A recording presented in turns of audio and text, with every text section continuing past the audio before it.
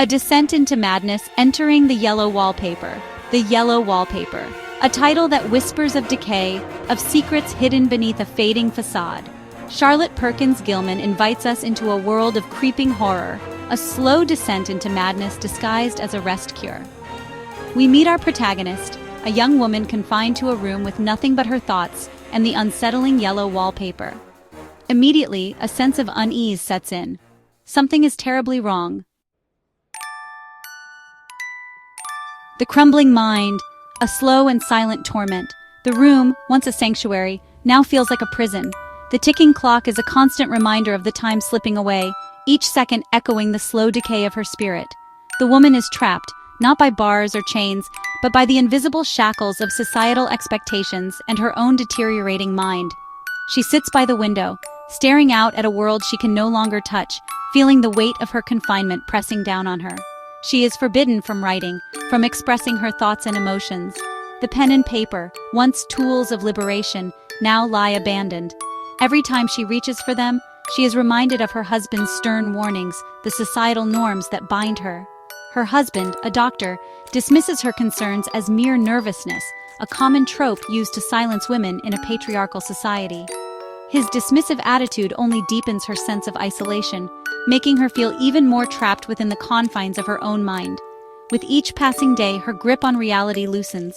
The days blur together, marked only by the turning pages of the calendar. She paces the room, her mind a whirlwind of thoughts and fears, unable to find solace or escape. The wallpaper, with its grotesque patterns and sickly yellow hue, becomes her sole focus. She spends hours tracing its intricate designs, losing herself in its chaotic patterns. It is both a distraction and a torment, a reflection of her own fractured mind. It represents the slow poisoning of her mind, the insidious nature of her confinement. The more she stares at it, the more it seems to come alive, its patterns shifting and changing, mirroring her own descent into madness. The more she observes it, the more she sees, or believes she sees, a woman trapped behind the bars of its design.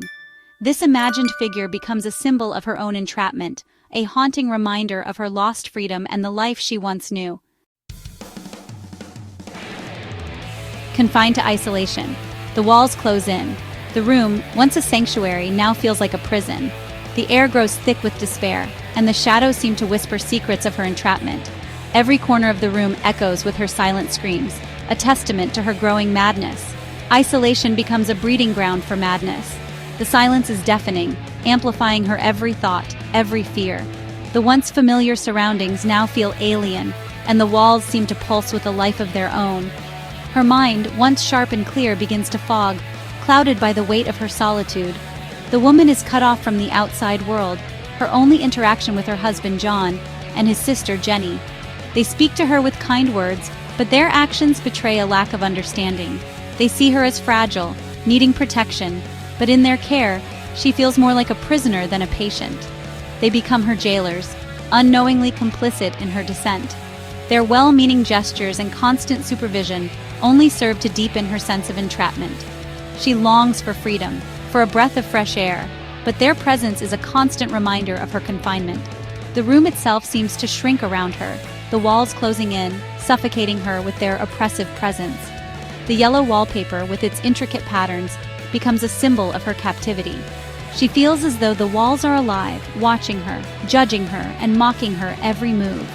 The yellow wallpaper, ever present, becomes both tormentor and confidant. She spends hours tracing its patterns, losing herself in its chaotic design. It becomes a mirror to her soul, reflecting her fears, her anxieties, and her growing sense of unreality. The more she stares, the more she sees, and the more she sees, the deeper she falls into her own mind. She pours her fears and anxieties into its patterns, seeing in its chaotic design a reflection of her own fracturing psyche.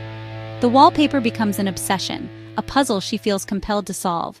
She believes that if she can just understand its secrets, she might find a way out of her mental prison. The line between reality and delusion blurs. The room, the wallpaper, her thoughts, they all merge into one indistinguishable nightmare.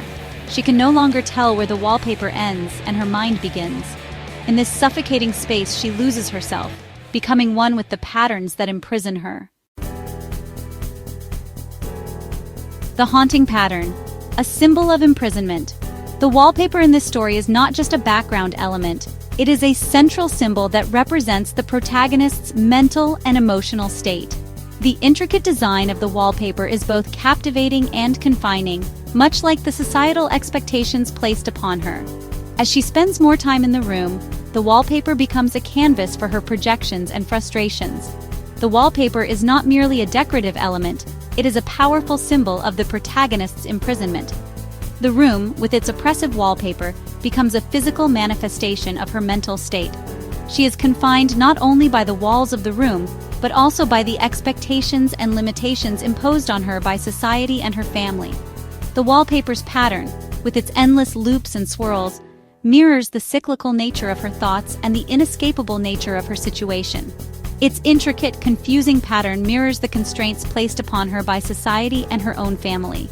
The more she studies the wallpaper, the more she sees herself in it. The pattern becomes a metaphor for her life, filled with twists and turns that lead nowhere. It is a reflection of her entrapment, both physically in the room and mentally in her own mind. The wallpaper's complexity symbolizes the complicated web of societal norms and personal expectations that ensnare her. The color yellow, often associated with sickness and decay, underscores the deteriorating state of her mental health. The sickly hue of the wallpaper reflects her growing sense of unease and her descent into madness. As the days pass, the yellow becomes more oppressive, symbolizing the worsening of her condition. The color, once perhaps cheerful, now takes on a sinister quality, mirroring the protagonist's internal turmoil and the decay of her mental state. She becomes obsessed with the woman she sees trapped within the wallpaper, a woman who, like her, is desperate to break free from her confinement. This imagined figure represents her own repressed desires and the parts of herself that she has been forced to suppress. The act of tearing at the wallpaper is symbolic of her attempt to break free from the constraints that bind her.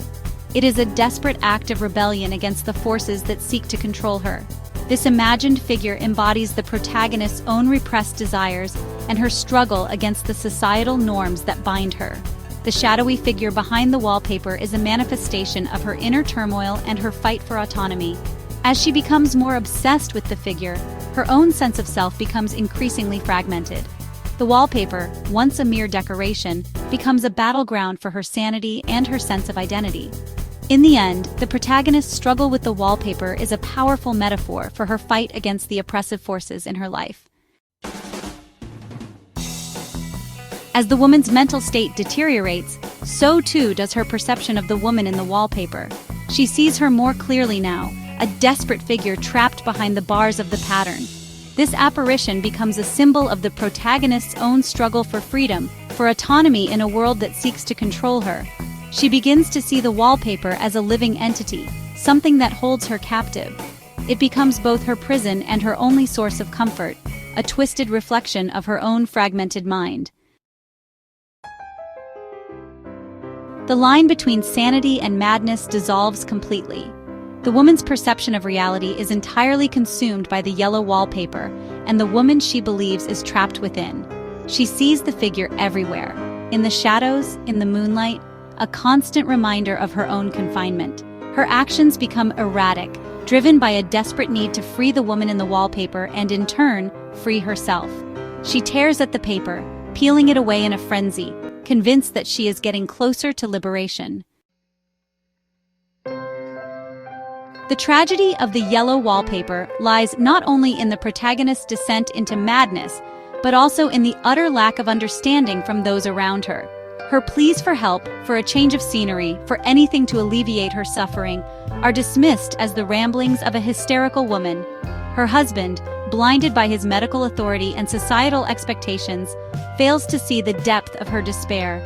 He sees only a sick woman, a problem to be managed, not a human being in desperate need of compassion and understanding.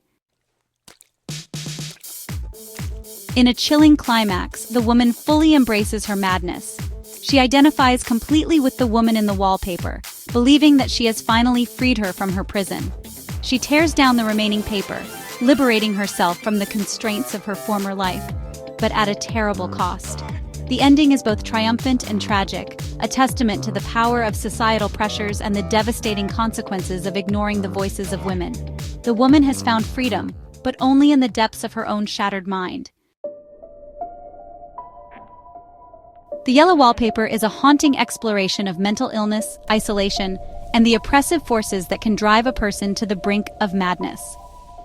Charlotte Perkins Gilman's masterpiece continues to resonate with readers over a century later, a chilling reminder of the fragility of the human psyche and the importance of empathy and understanding in a world that often silences those who need it most.